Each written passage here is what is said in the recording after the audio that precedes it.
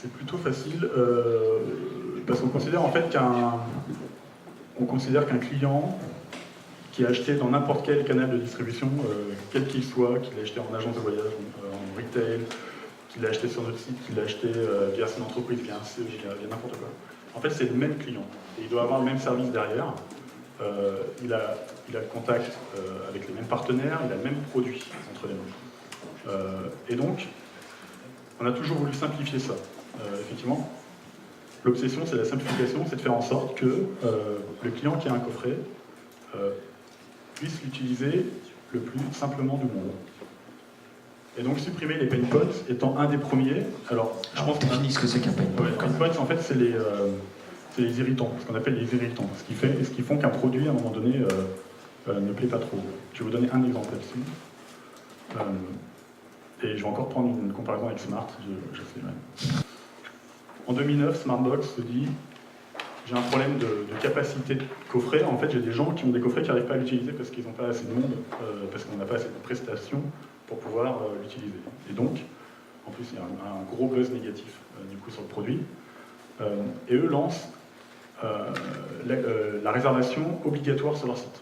Donc en fait, ils disent toute personne qui a un coffret doit venir sur mon site pour pouvoir trouver la disponibilité du prestataire qui va pouvoir exécuter la prestation.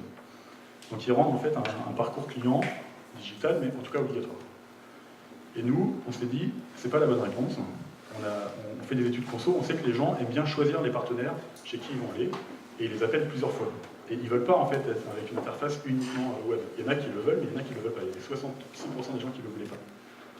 Et donc on a mis en place une autre stratégie qui était de dire on va augmenter la capacité de notre réseau de partenaires afin de pouvoir servir l'offre.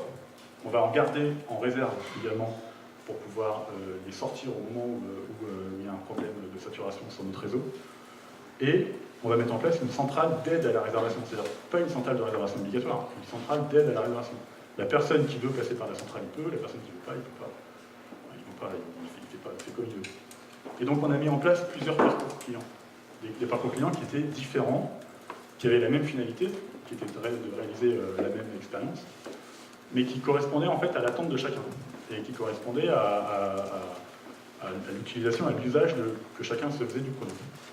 Et du coup, il se trouve que ça a fonctionné, parce que Smartbox est revenu en arrière, parce qu'ils avaient créé. En fait, en voulant répondre à une réponse, ils avaient une réponse à un pain point, ils en avaient créé un autre qui était pire. Voilà. Donc ça, c'est également une façon de proposer le parcours multiple. Les parcours multiples.